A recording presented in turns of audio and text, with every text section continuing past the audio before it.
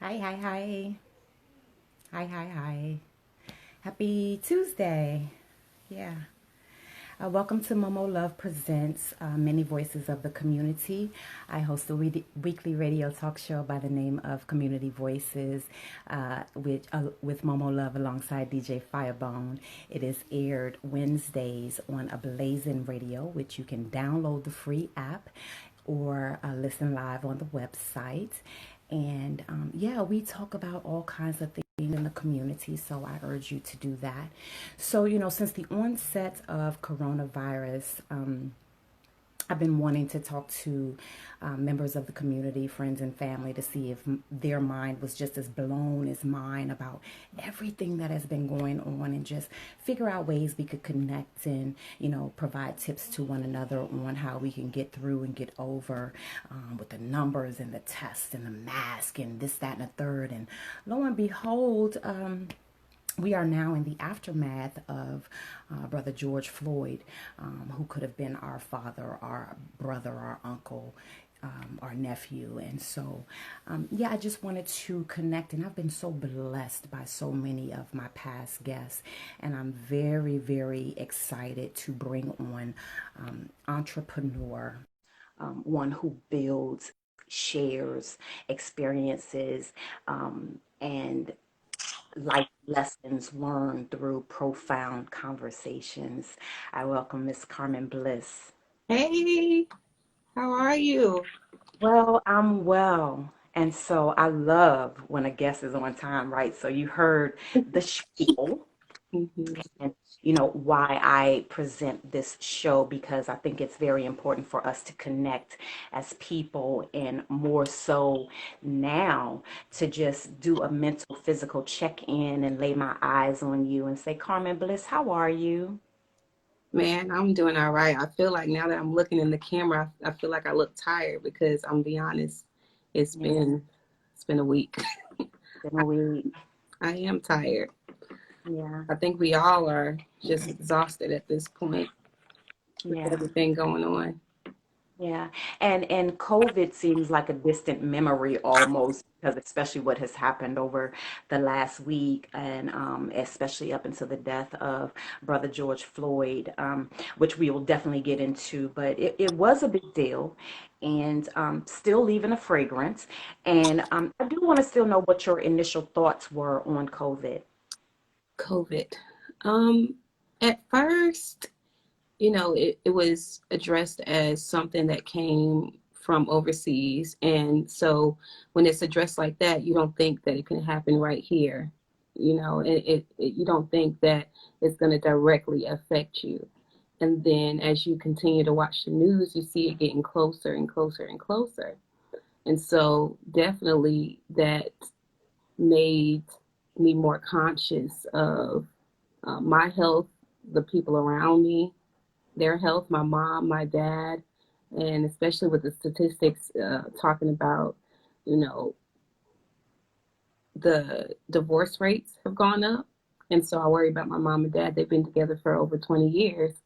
And so I started seeing, signs of them, getting restless, being in the same household. And it's different for them now because now they have an empty nest, and so that they're going through this for the first time just like we are. So Yeah. it's just trying to figure out how to be there for people that are really directly affected for it with it. Yeah. I mean, because we have all been affected some kind of way, right? Were you able to continue to work? Yes, I do work from home. That was Oh, that's good. Yeah. That's good. I mean, but even still, that's been an adjustment, I'm sure. Oh yeah, it's definitely been an adjustment. When I'm at work, I get to actually walk around the park. It's a different energy out there. Just being able to see the landscape out there when I go for my walks, that's been something that I do miss because that was a sense of normalcy in a way for me. And so now every day, being at home, knowing that you're not going anywhere. You're not even going to get to go see your friends if you wanted to, has been a mental adjustment, not just like a physical right here adjustment, but mentally. Yeah.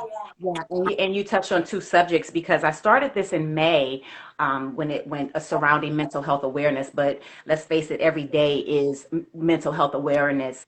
And you talked about being able to get out and when you're working outside of the home, being able to get out and walk. And part of mental awareness is self care and physical and eating right. So how have you made that adjustment since, the whole coronavirus of it all? The whole coronavirus of it all. The way you put that sounds like something I would say.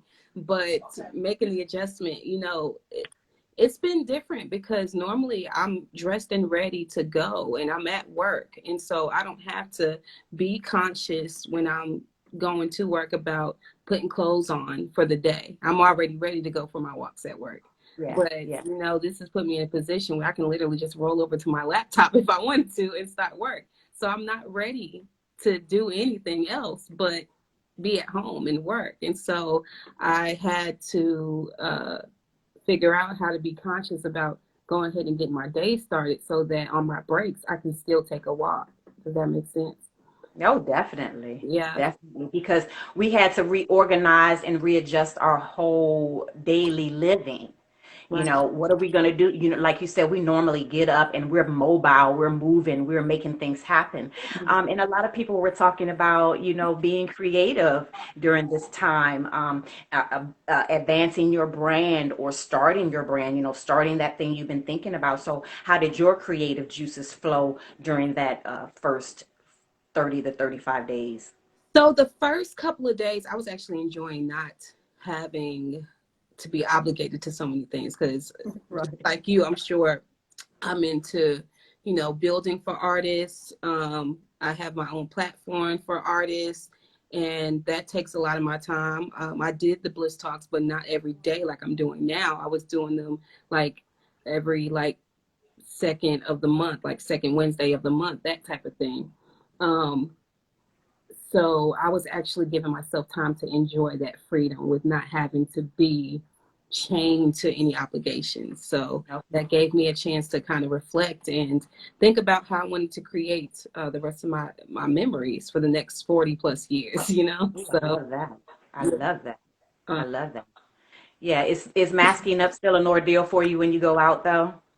Masking, Yeah, putting on the mask and having to go into the stores, is it still a big ordeal? I get a lot of anxiety when I go into the stores now.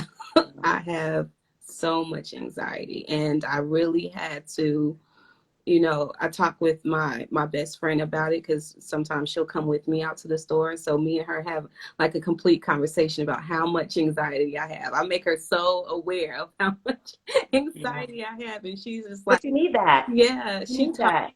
she talks me through it. She's like, "You're good, you got this," and so that's how that's how I manage it. But other than that, I try not to go anywhere unless I really have to. Yeah.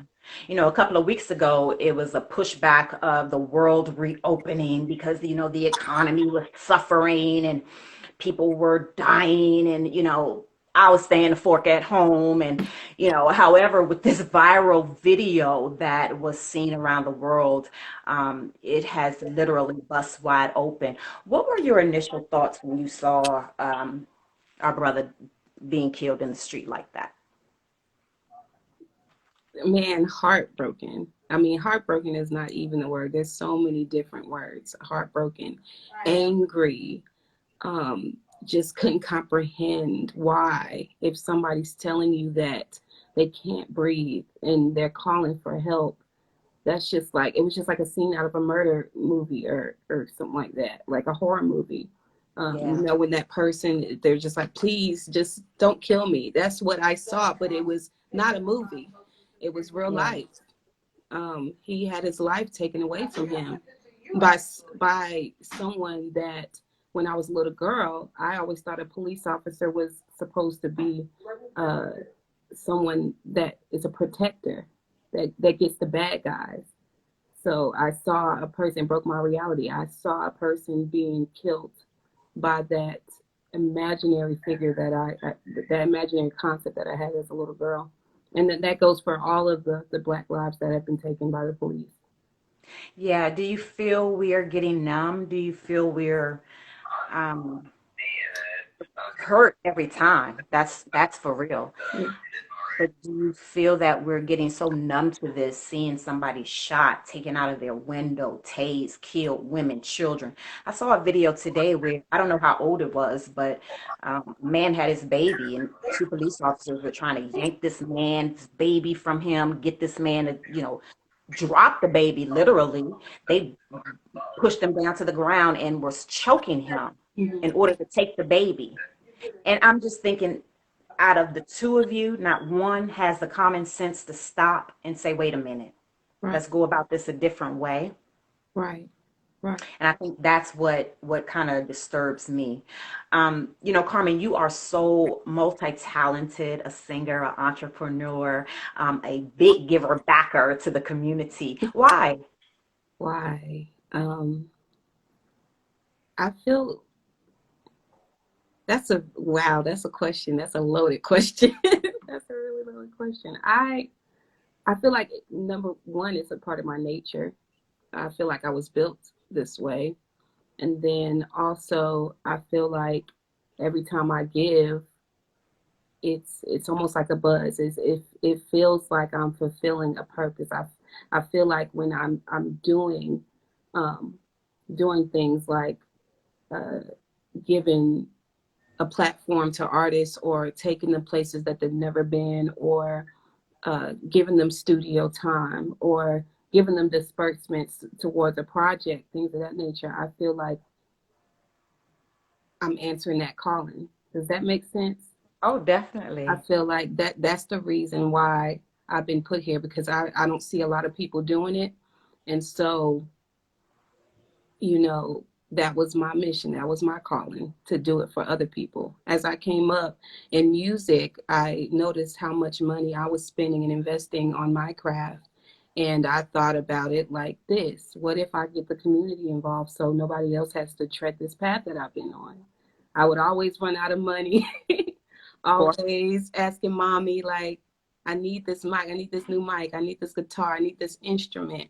But I feel like if I could build this platform, thinking out loud, where artists can think out loud and create out loud unapologetically, but also have the resources to where they're not stifled or restricted, then imagine how much creativity we can bring into the world because creativity is so important.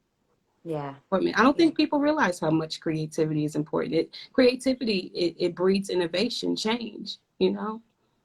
So that's my piece. I love that. And music has been taken out of a lot of the schools. What kind of efforts do you think we should take as parents to get that back in, or just introduce our children to music, instruments, and the likes? Right now, there is so many different ways you can get involved with music. I'm telling you, you can download apps now that'll teach you everything you need to know. Hmm. And you know how kids are always on the computer. So download, it's a called, what's that app called? I think is U Music, and it'll teach you how to play the guitar, how to play the piano right from your phone. And Hmm. it's very efficient. I feel like there's a lot of people learning how to play through that. As far as schools go, I remember when I was in middle school, they were trying to take it away. But if I'm not mistaken, a lot of the parents or people who are very involved in the meetings and the councils and things of that nature, they voted against that. So I feel like us as the grown-ups now, we need to be more vocal about what we want our kids to be influenced by in the school. I agree. You are so involved in your community, so much so. Where you are in North Carolina, there's been 3 days of protesting, the same as here in DC and probably all around the world, as we've been seeing on all the different media channels. Um, you've been out in them streets protesting out in North Carolina too. Yes. Well, how did you find out about where you were going to meet up, how did you prepare, and what was your personal goal? Okay, so to be completely honest, that day we went out there, I think that the people that I went out there with, we all just kind of sat back that day when we heard that he was actually killed, found dead, and we were like, we got to do something. I First thing I said, I'm gonna go to Walmart. I'm gonna get the signs. I'm gonna get my mask. I'm gonna get my goggles. We gonna be Right. ready. I was a little apprehensive because I didn't want anybody to get hurt, but I said, okay, we going. But if we go, we have to be prepared. We have to be safe about it. Yeah. And so it was pretty much little to no question about us going out there to stand up to the injustices that's been happening. As far as how did we find, actually, Dante, do you remember how we found out about the protest or where to go? Social media. We were just kind of looked at social media all day to see where people were meeting up. And I know I was getting messages back and forth about certain things as well. But we have been talking about it, and we do want people to be more careful about who they are showing up, about where they're showing up to protest, because certain organizers, they might not be experienced organizers or protesters, if that makes sense. So Yes, it does, because that's not what my calling is. right, I'm a little fearful with right. big crowds like that, and Hmm. a spark goes off, or somebody shouts and people start running, and I get real, real nervous. So that's not what I can do, honestly. But I wanted to know, did they start off peacefully? Uh, were they peaceful? Emergency curfew alert on my phone. Yeah, and that's my next question. Boy, before that, did the protest start peacefully in North Carolina? Oh yeah, it was very, very peaceful. Like Which part are you from? Do you mind? Greensboro, North Carolina. Okay, Greensboro. Yeah. We went downtown, and the police were very cordial. They were, I mean, I didn't speak to them, but they seemed like they weren't going to stop us. If we wanted to walk up and down the streets, they were going to let us walk up and down the streets. We blocked traffic for 9 minutes out of a time, and there was a bus that just didn't want us to block his way, and so he literally backed the bus up and then acted like he was going to rush into the crowd. Thank God the police were out there, you know what I mean, because They- it could have got ugly right at that point. But like I said, it started out very peaceful. The police let us do what we needed to do. Later on that night, some other stuff went down that I had to unfortunately watch on Facebook, with people tearing down things downtown. But I'm glad I made it to the peaceful protests. Yeah. Now, was there a point person or organizer, kind of letting you guys know what you're going to do, where you're gonna march? There was they led us down different roads where we knew there was going to be a lot of traffic because we wanted to make a statement. So sometimes we would get to a road where there was no traffic. They was like, all right, let's move down here where we know there's going to be a little bit of traffic so people can see what we're doing here. Yeah. And then there were also people that were so brave. I'm so proud of those people that were so brave and actually stood in the middle of us and led the chants, sung a little something. It takes so much courage to sit in front of a group of people and do that and lead that way. What was the energy like? The energy was, first of all, I teared up a few times out there. Like, I had my mask on, so nobody saw that I was tearing up, but it got super emotional. There was this one point where this young girl, she just was like screaming. She was like, I'm so tired. I am Yeah. so tired. I can't remember exactly what she said, but that about broke my heart Yeah. because we are tired. We are so tired. Yeah. Yeah. And they've been going pretty peacefully in Greensboro, North Carolina. Have you been back out? Are you going back out? Oh yeah, I'm going back out. They ain't no doubt Okay. about it. I'm going back out. My friends and my family, they don't want me to go back out. But like I said, I'm always mindful about safety. Me and my best friend Fernanda, me and her are trying to figure out ways that we can maybe not go every day but every other day, because I think it's important that we keep hitting them on the head, like enough is enough. Yeah. And that's pretty much my stance on it. Yeah. What is your stance on what people are calling looters or rioters, or, destroying property and being ignorant and making us look bad? And So I actually had a bliss talk with LB the poet, and I began the conversation talking about George Floyd because it was on my mind. It was top of mind. There was no way I can start the bliss talk without talking about this. And he said that he didn't understand the looting. And Mhm. so we dove into that a little bit more. And then he pointed out the fact that there's two sides of it. There's two sides. You don't want to destroy your communities, but also what is it going to take for people to wake up? And so I had a friend right after the Bliss Talk send me a meme, and it said something like, well, if you don't understand looting, if you don't understand that commodities seem to be more important than Black lives, then, we don't know what to tell you. And so at that moment, I had to let her know that I think what LB was saying was that he just doesn't understand it. And it's okay not to understand it. It's okay to ask questions, ask why people are looting, you know? Because that's the very thing we want, right? We want to have a conversation. We want to get down to the bottom of what's going on. I mean, even though we know, Right. we need to get down to the reason as to what's going Yeah. on before we delve into that, because I don't want us to go over our time. I want to respect your time. You got a ding that the curfew is going to be imposed. And are we respecting that curfew? Because here in DC, you have the right to protest, and I honestly don't know all the rules behind protesting. Like, does the public safety and the curfew outweigh your right to protest? Public safety.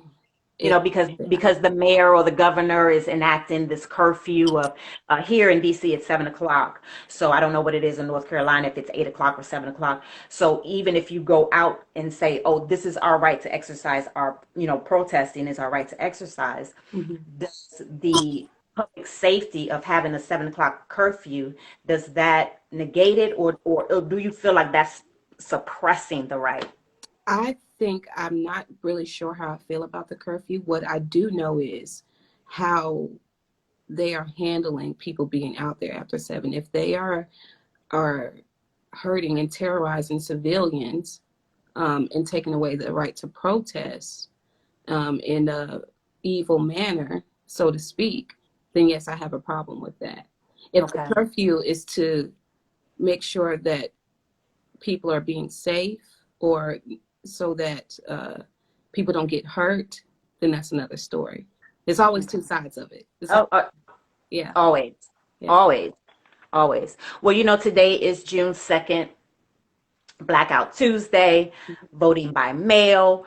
Juneteenth is going to be, I think, on the 19th. There's going to be many conversations. You've already started them. I've already started them about the Black family, how we can get to the goodness of it all, and, just unpack and break and destroy and then rebuild. What's your viewpoint, since you do have a seat at the table Mm, by the sheer color of your skin, mm, right? mm. What's your viewpoint? I mean, it's so big, it's so broad, but if you could have your opportunity, what would be your way of us uniting? Loaded question again. Loaded question.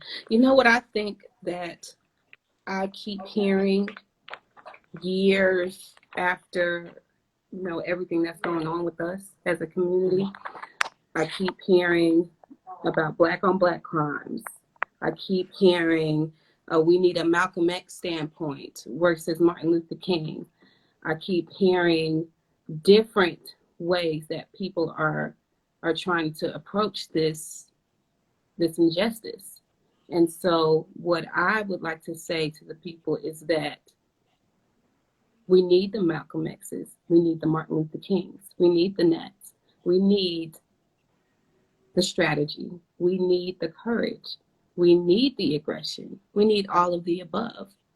I don't like hearing people exclude different ways that we can handle this. I think we should put our eggs in all of the baskets.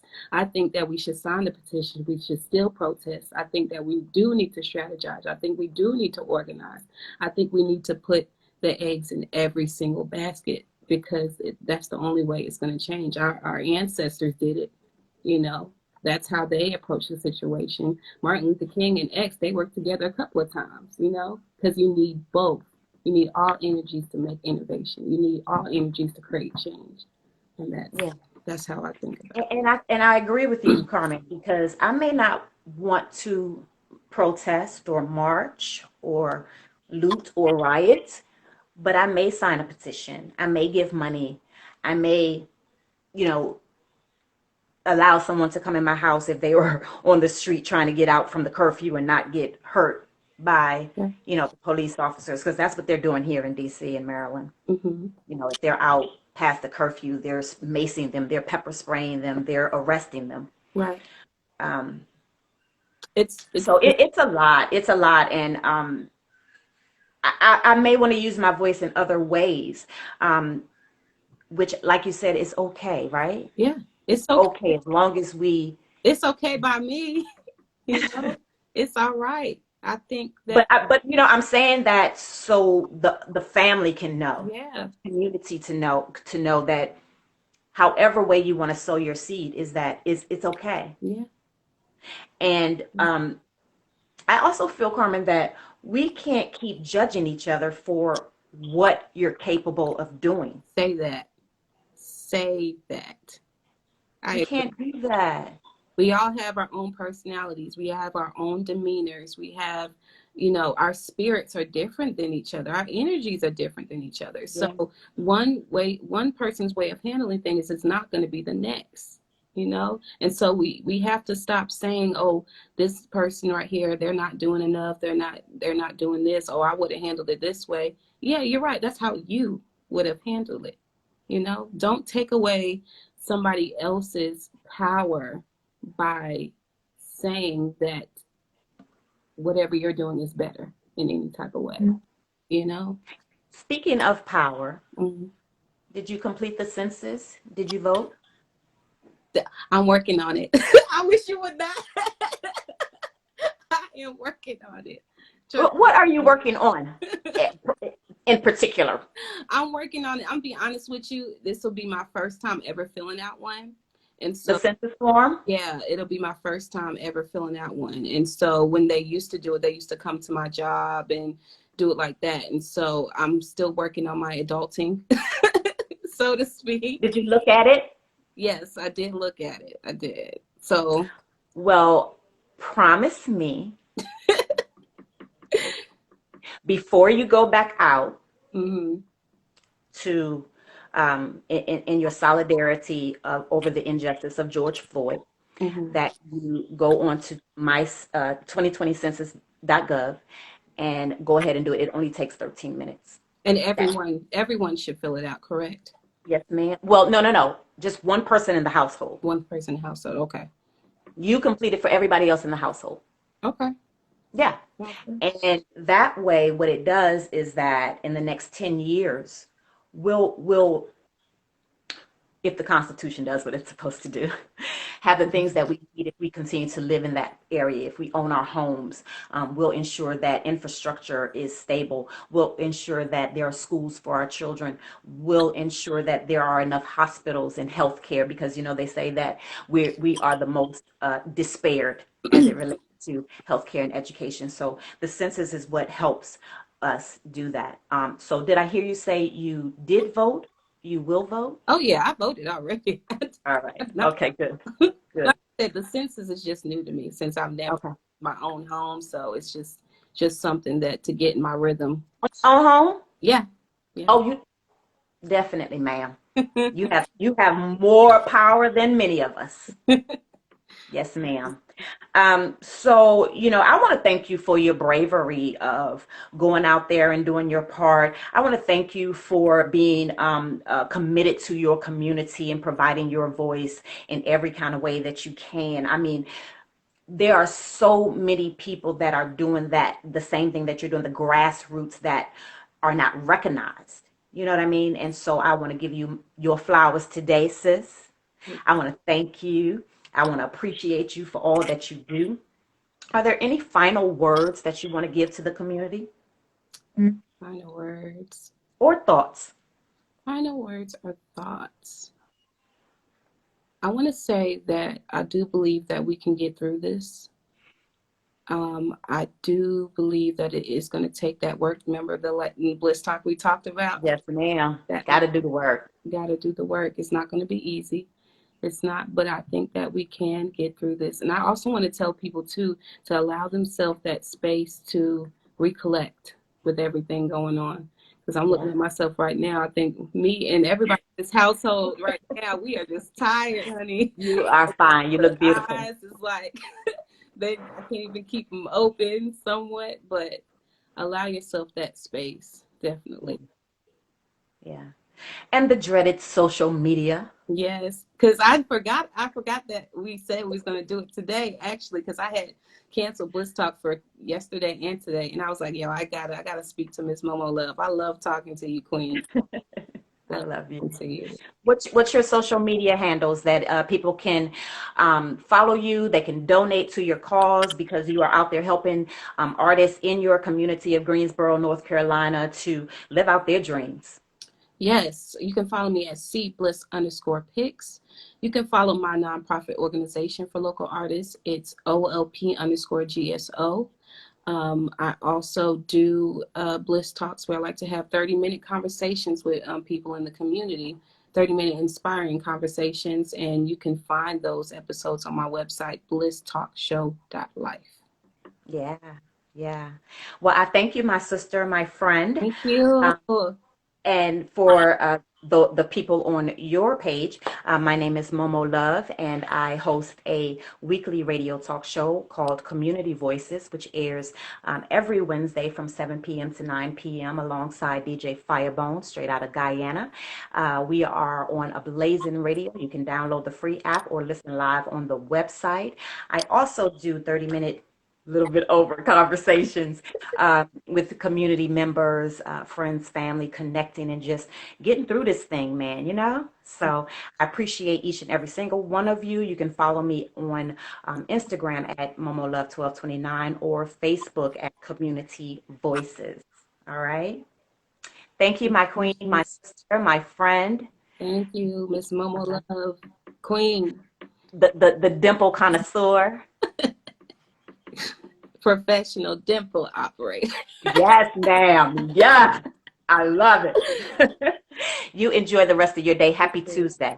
Same to you. Thanks, And guys. I'll see you on the ground. Right. See you.